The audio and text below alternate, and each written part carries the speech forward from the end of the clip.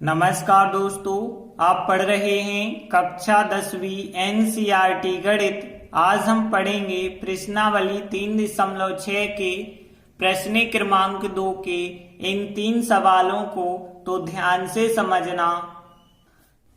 तो देखिए प्रश्न 2 जो है इसमें करना क्या है, लिखा है निम्न समस्याओं को। निम्न समस्याओं को मतलब नीचे जो सवाल दिए हैं वो सवाल एक समस्या है, तो इन समस्याओं को रैखिक समीकरण युग्म के रूप में व्यक्त करना है।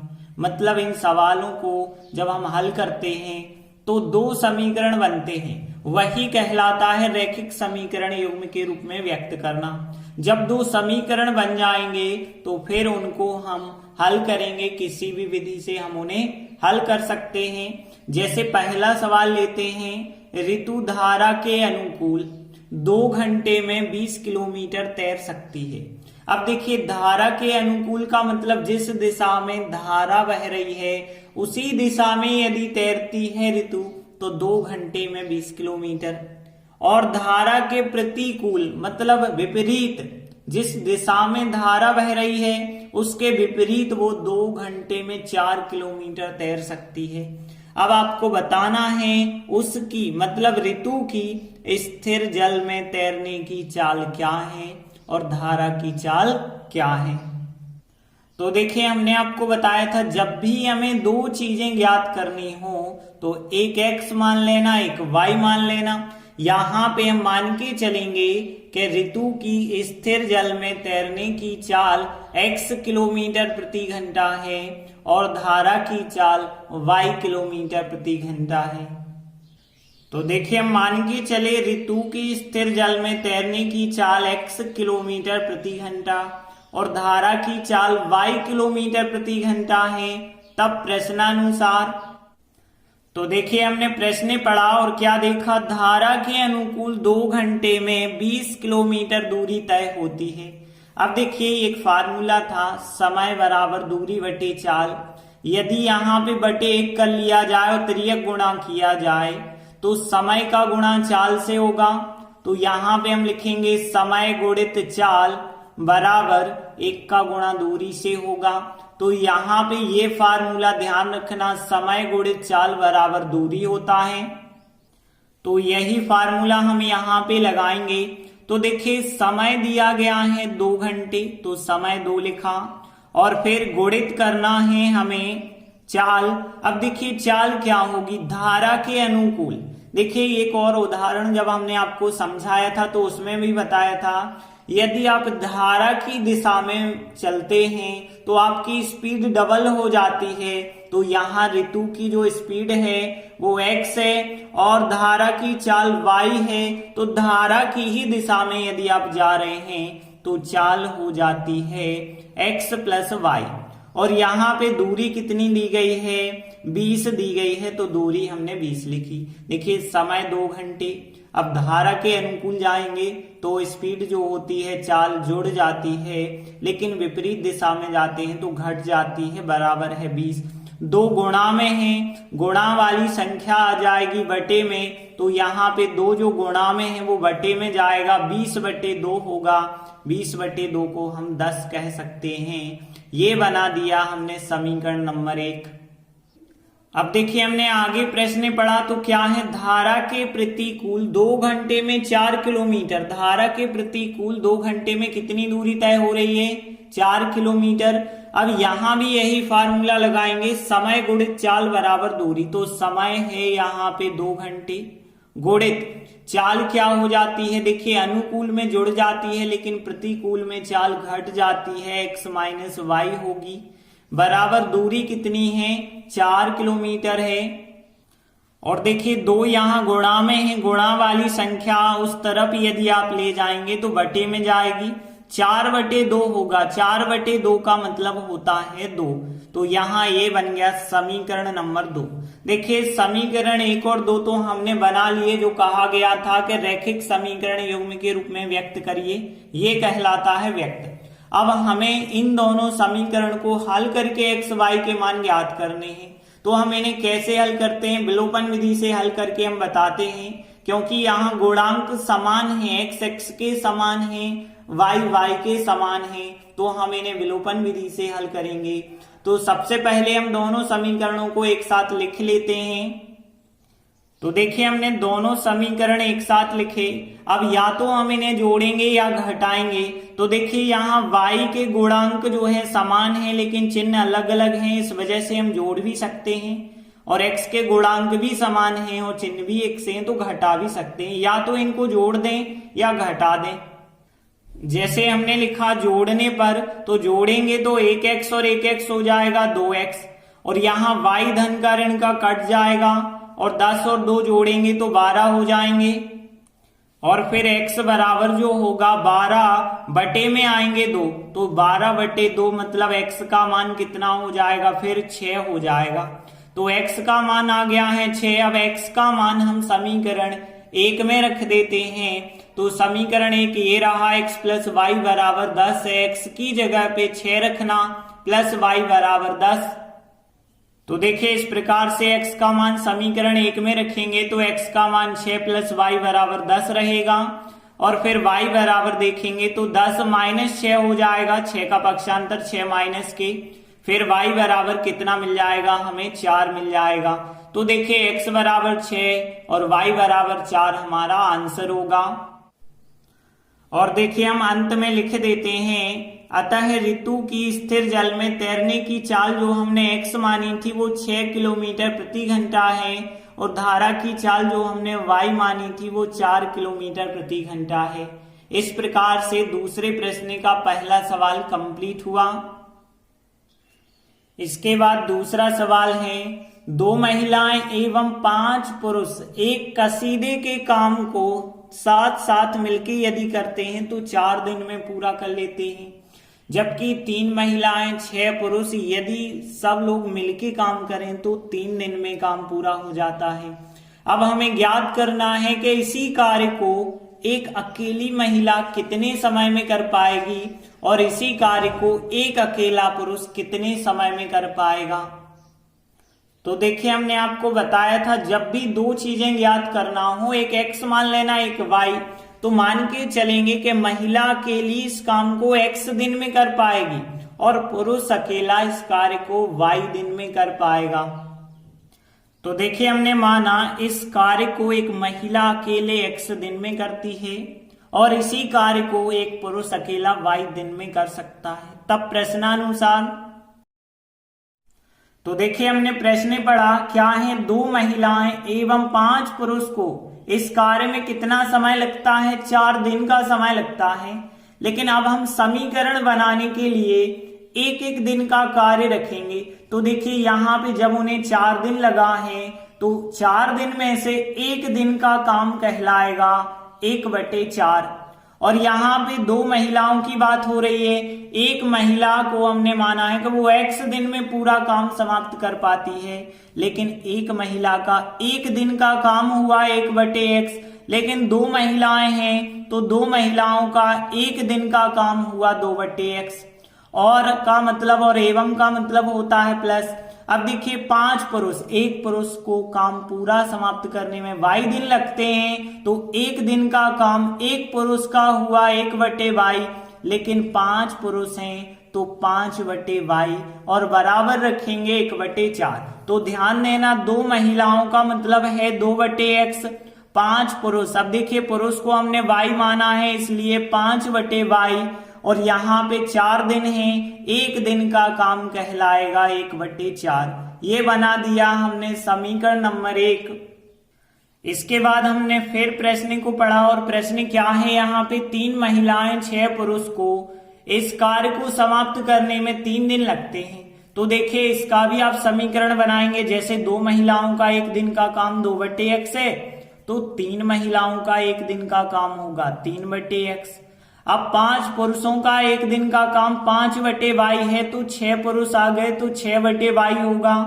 और यहाँ 4 दिन थे, एक दिन का काम 1/4, 3 दिन है तो एक दिन का काम होगा 1/3। ये बना दिया हमने समीकरण नंबर 2। अब देखिए इन समीकरणों को हम कैसे हल करते हैं। तो ध्यान देना यहाँ बटे में x, यहाँ भी बटे में x, तो मान के चलिए बटे वाला x जो है p के बराबर और यहां बटे में y, यहां बटे में y, तो बटे वाला y q के बराबर मान लें। तो देखिए हम क्या कर रहे हैं, समीकरण 1 व समीकरण 2 में जो बटे वाला x है उसे p मान रहे हैं और बटे वाला y 1/y कहलाता है, उसे हम q मान रहे हैं। तो देखिए यहां 2 तो वैसे ही रहेगा। अब देखिए क्या बचा होगा, बटे x, और बटे x मतलब 1/x, उसे हमने p मान लिया है तो 2p बन गया। और यहाँ 5 का 5 रहेगा और बाकी बटे वाला y क्या माना गया है, q माना गया है, बराबर 1/4 का 1/4 ही हमने लिखा। अब देखिए यहाँ पे देखिए 3 का तो हमने 3 लिखा है, अब बटे x जो है वो बन गया है p, और यहाँ 6 का हमने 6 लिखा है और यहाँ पे बटे का जो y है वो बन गया है q, और बराबर यहाँ पे 1/3 का 1/3 ही लिखा है।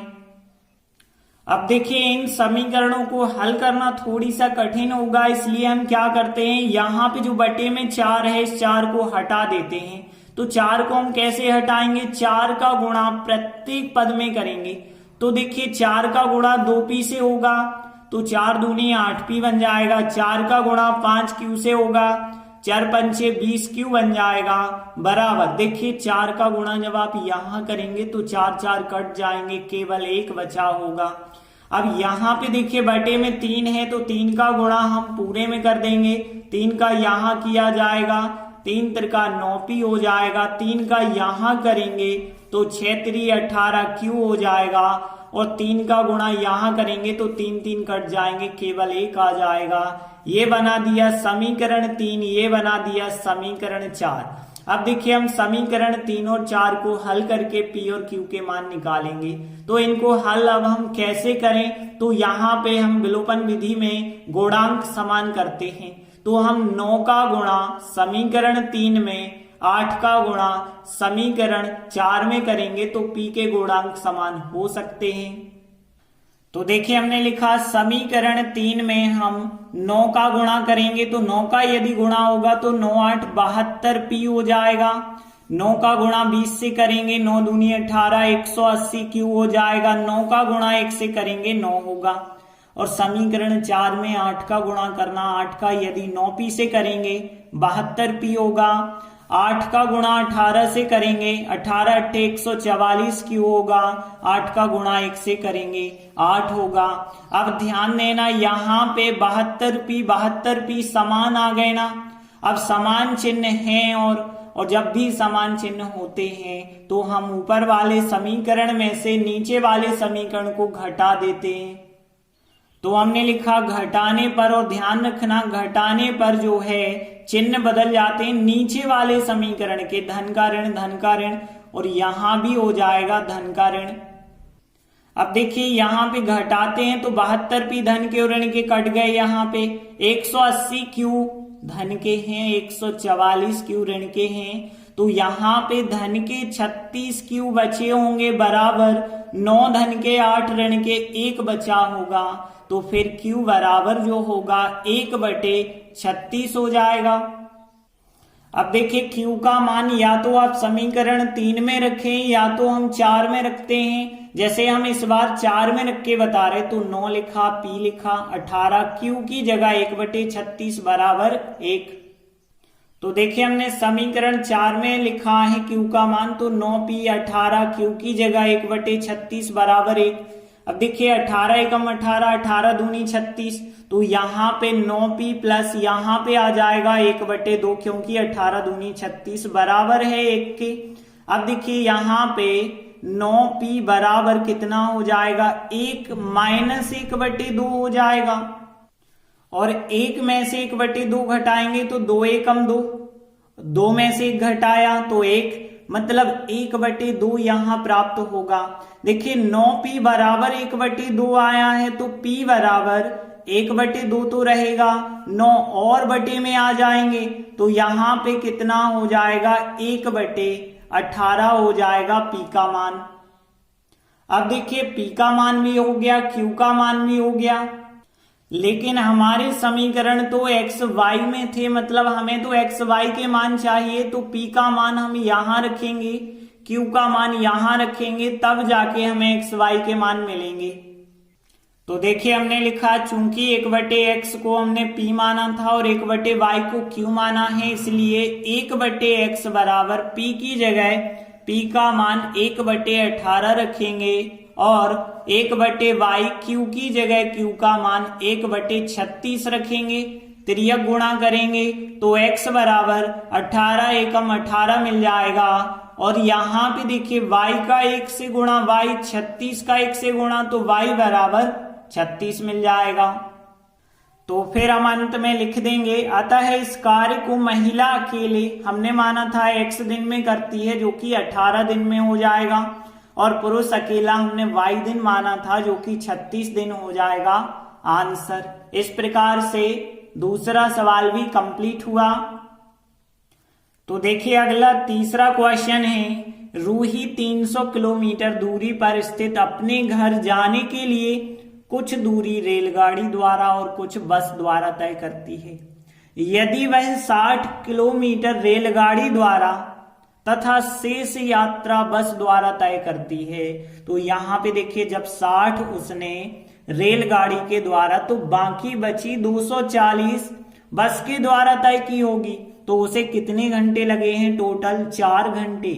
और यदि वह 100 किलोमीटर की दूरी रेलगाड़ी से तय कर ले, तो बाकी बची 200 बस से तय करती है, तो उसे कितने मिनट? 10 मिनट अधिक लगते हैं। मतलब यहाँ 4 घंटे लग रहे थे, अब 10 मिनट ज्यादा, मतलब 4 घंटे 10 मिनट लगे होंगे। तो हमें बताना है रेलगाड़ी एवं बस की चाल क्या होगी। तो देखिए हमने आपको बताया, जब भी दो चीजें ज्ञात करनी हो, एक x मान लेना, एक y, तो मान के चलेंगे हम रेलगाड़ी की चाल x किलोमीटर प्रति घंटा है और बस की चाल y किलोमीटर प्रति घंटा है।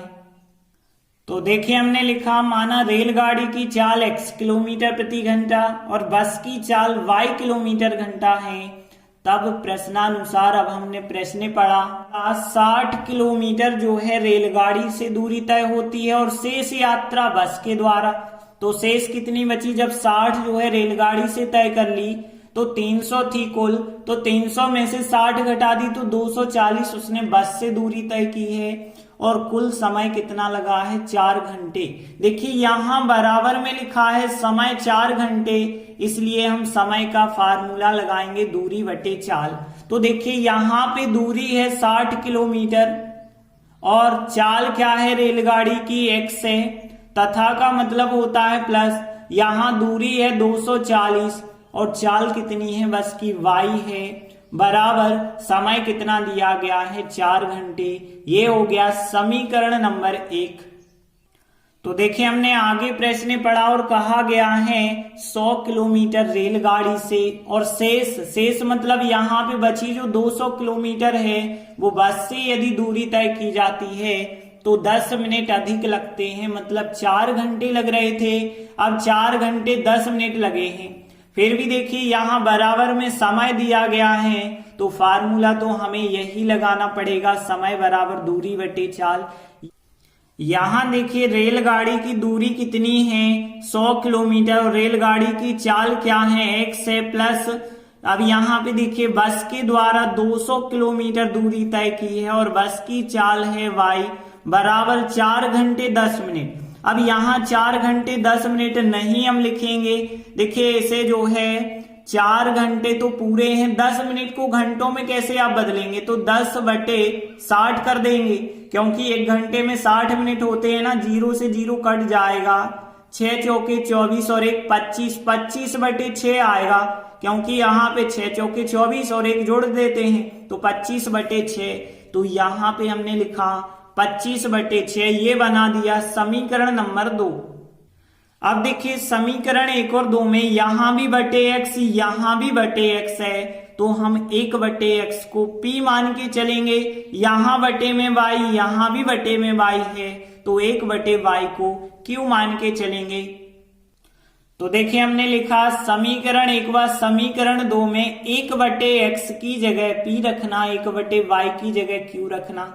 तो देखिए 60 तो हमने वैसे ही लिखा, अब देखिए जो बटे का x बचा है वो माना गया है p, तो यहाँ 60p हो गया। यहाँ 240 और यहाँ पे 1/y जो बचा होगा वो q माना गया और बराबर में है 4 तो हमने 4 लिखा। यहाँ पे देखिए 100/x है तो 100 लिखा और बटे का x बना दिया हमने p और प्लस 200/y है तो यहाँ पे 200 बटे का y बना दिया q और बराबर में 25/6।